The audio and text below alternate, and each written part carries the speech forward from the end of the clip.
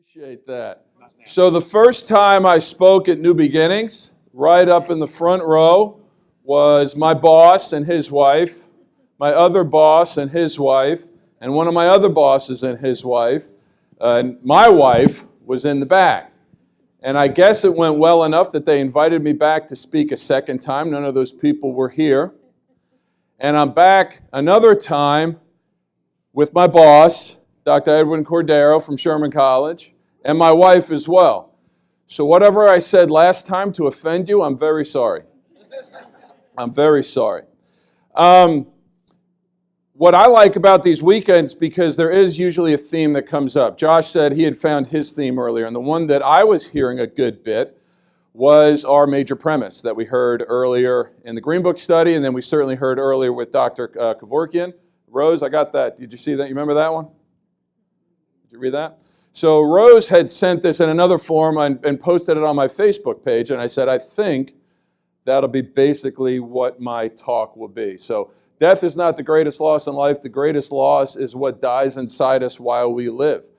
And I see a room that's a third full, right? So while we're living, is our philosophy dying because we're allowing it to happen? And that's not good enough. And so it's time for us to rise up and talk about it. And so for me, there is a universal intelligence in all matter continually giving to it its properties and actions, thus maintaining it in existence. And of course, that's our major premise, but in philosophical terms, it's also our a priori statement.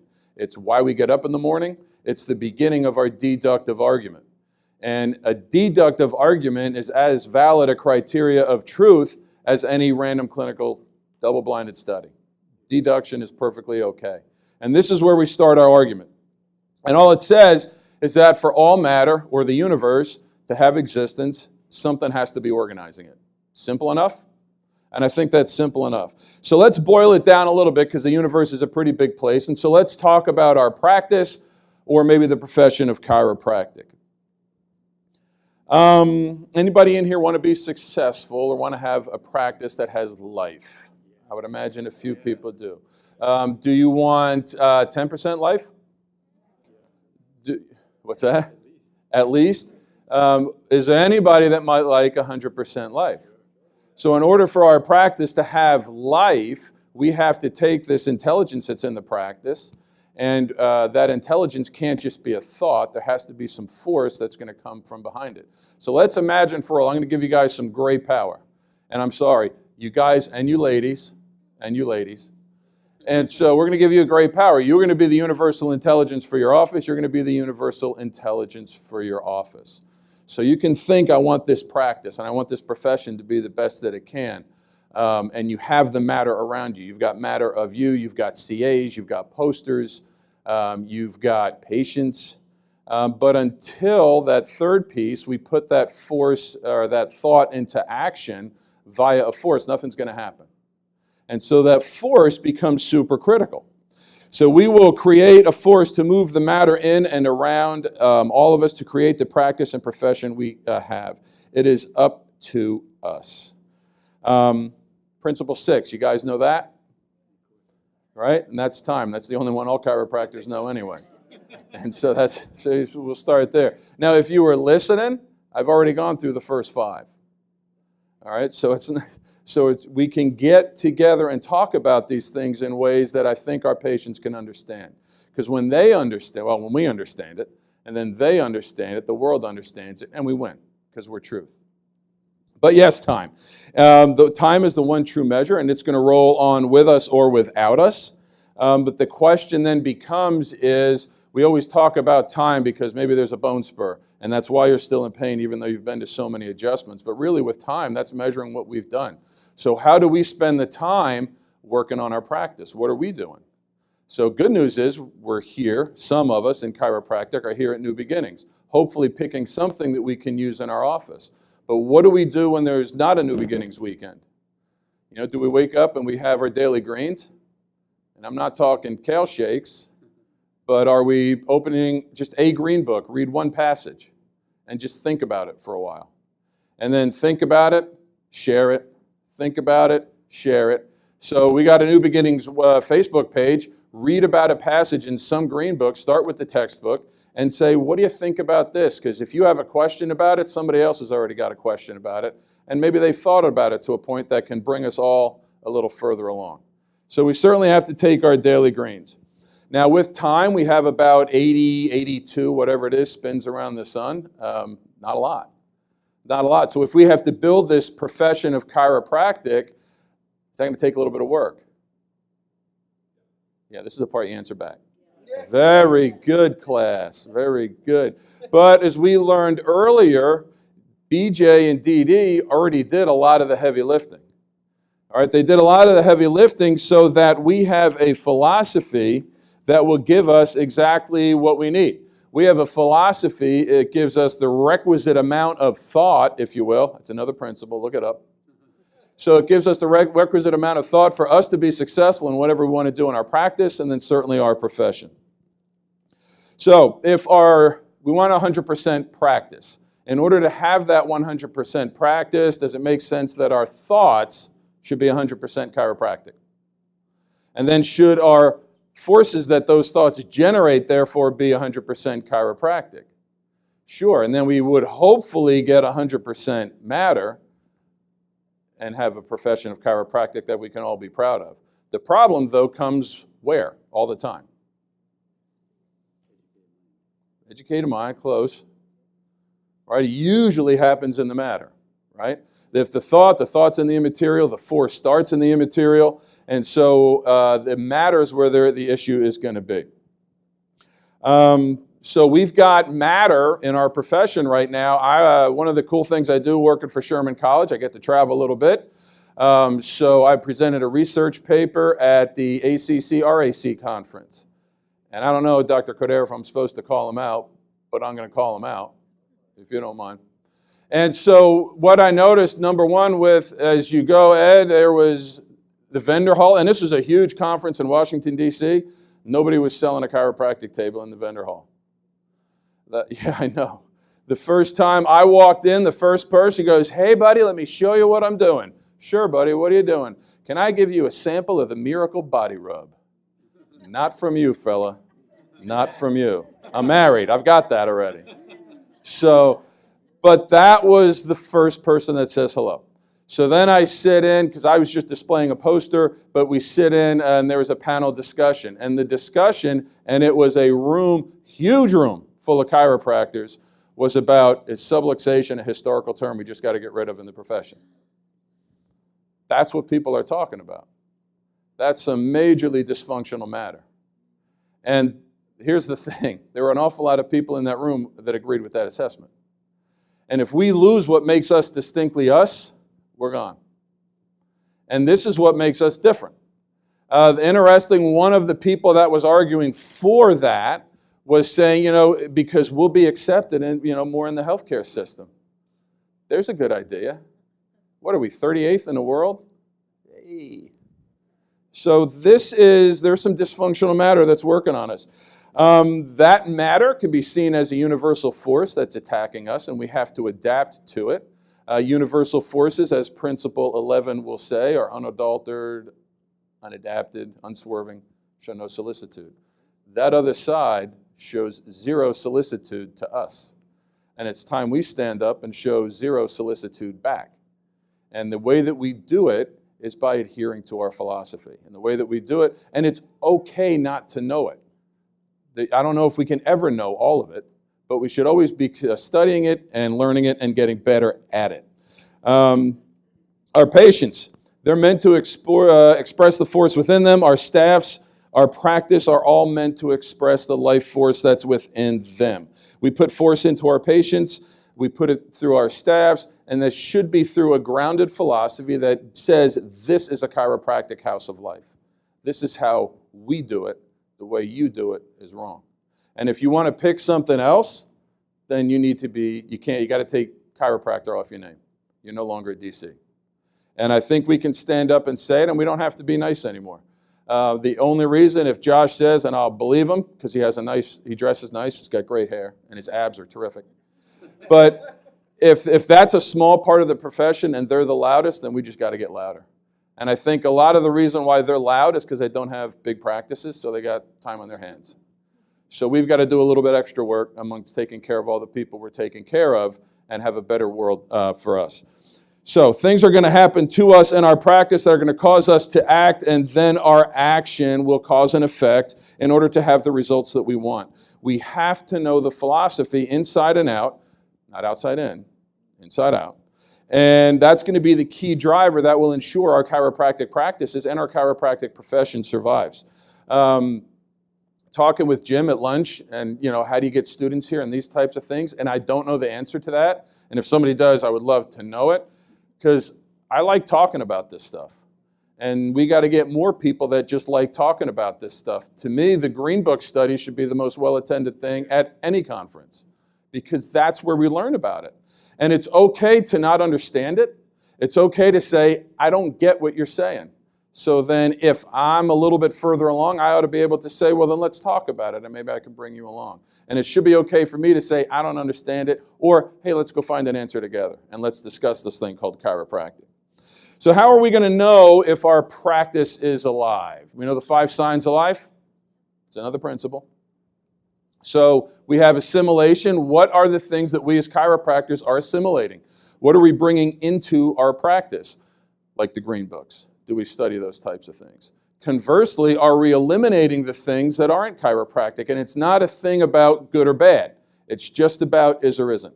It's either chiropractic or it's not. And if it's chiropractic, assimilate it. If it's not, eliminate it. What's this? Growth. Is the profession growing? I mean, we heard earlier, if we're seeing the same 3 to 10%, we're not really growing. So we got to look, is our profession having the 5 signs of life? We got to work on that. Reproducing. Are we reproducing chiropractors? And I love the tour and the tick thing earlier. That was fantastic. So are we producing chiropractors that are telling people how to locate, analyze, and correct vertebral subluxations so that they can live a life without the interference from a subluxation to their innate intelligence? So support those schools, I hope, that have that mission. And even if it's hard, because you put on Facebook, I'm sending somebody to a chiropractic school, where should they go? And everybody roots for their own school. If you went to a school that's still subluxation focused, consider yourself extraordinarily blessed. And if you went to a school that lost their way, that's okay. Send them to us. And you guys can become part of us as well. Because I don't feel like I'm an alumnus of Sherman College. I'm an alumnus of chiropractic. And we can all get together as far as that type of thing. Thanks, Jim. You're doing great. Yeah, he does. It's the same thing. We play piano together. It's wonderful. So our offices should be considered a living thing, organized matter. In order for that to be a reality, we must have an innate intelligence. And the mission of that innate intelligence is going to maintain that office and organization. So maybe we're not really universal, because that's a little big, but I think we're definitely innate for our office and for chiropractic. We know our practices aren't all there is. So there are those outside forces. So we as the innates need to adapt to what's going on. If something's coming our way, we can no longer say, well, we just got to do it because the CCE says to do so. Because that's like your mom and dad. Why do I have to do it? Because I said so. And who liked that answer as a kid? Nobody. And so we have to be able to say, well, then we got to look, is this chiropractic? Now, some people will say, well, that's your version of chiropractic. Is your name Jim? Are you defined as Jim? Well, now it's Mary, because that's how I define you. Does that make any sense? So they don't get to do that with chiropractic. It either is or it isn't. It either is or it isn't. So now, as if you are a doc strong in the principles, you adhere to them, then the decisions you make should never injure or harm your practice. If you are strong in those principles, they will guide you to the place of success. Does that mean it's going to be easy? And does that mean it's going to be without challenge? Of course not, because we got some really crappy matter on the other side of the thing. And so we have to deal with that a little bit. But it's worth the fight. Has anybody ever done something, worked really hard, finished it, and said, boy, that was amazing? For me, it was eating the whole thing of Harold's pastrami sandwiches. I ate the whole thing with Sam. Sam was there. And I finished, and I'm like, I really did something today. I am accomplished. So I asked them for a T-shirt, and they're like, we don't have T-shirts, but we got these pins. Let me see the pin. And it said I almost ate the whole thing. I said, but I ate the whole thing. And they're like, who does that at Harold's? Who does that? You're not going to injure it. It's going to make things that are going to come our way so we can cause them for the betterment of our practice. Success will only come if we read and study, read and study, read and study. And if you're reading and studying stuff that you like, it's a joyful thing. Where are we going here? So, in our offices, we've got lines of communication just like the nerves in our body. We have efferent communication going from the doc to our patients and our staffs. We have afferent communication coming back. It's really a simple cycle, don't you think? And so I started thinking about a story. Recently, one of the blessings with Sherman, I do get to travel a bit, and so I was heading up to Pennsylvania. I live in Pickens, South Carolina. If you know anything about South Carolina, that just means it's in the woods. You have no reason to be there. And so, but it's 2 hours from Charlotte, and Charlotte is usually the easiest airport for me to fly out. And so I drive up to Charlotte, and usually I leave the house about 4 o'clock in the morning, and I fly out about 7:30 when I'm coming to the Northeast. So I get into the car, I'm going, got the music playing, I'm singing, think about some philosophy, and I'm going to a chiropractic event. And I was real excited because that chiropractic event wasn't starting until 3 o'clock in the morning.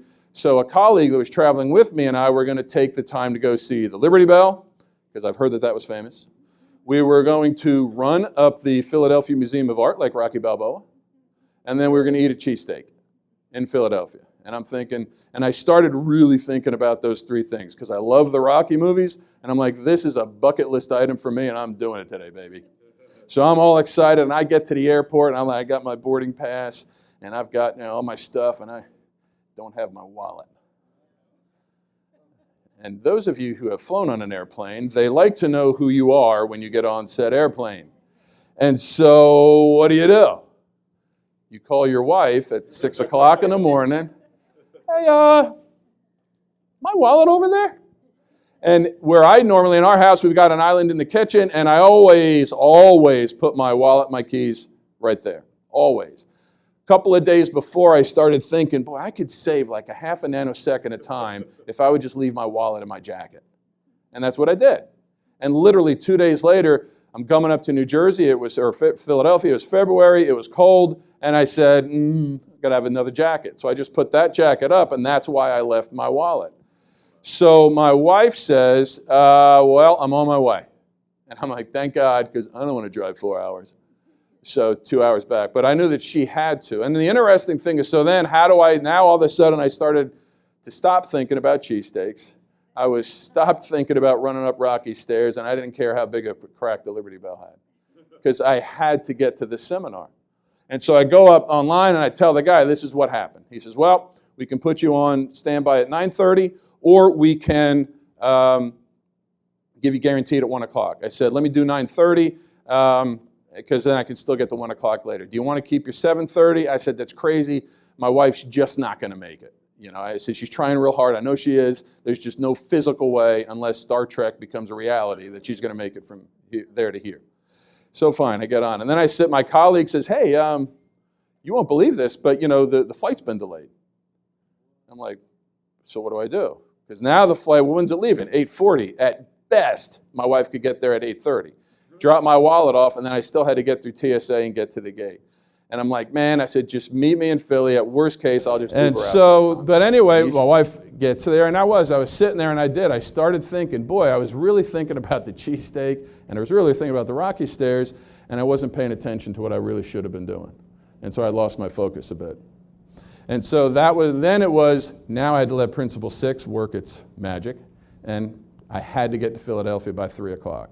So my wife shows up, I grab my wallet, I got through TSA pretty quick, and I happened to look down gate C, and there was nothing but tail fins, and I said, well, the plane hadn't left yet, because there's no open spaces.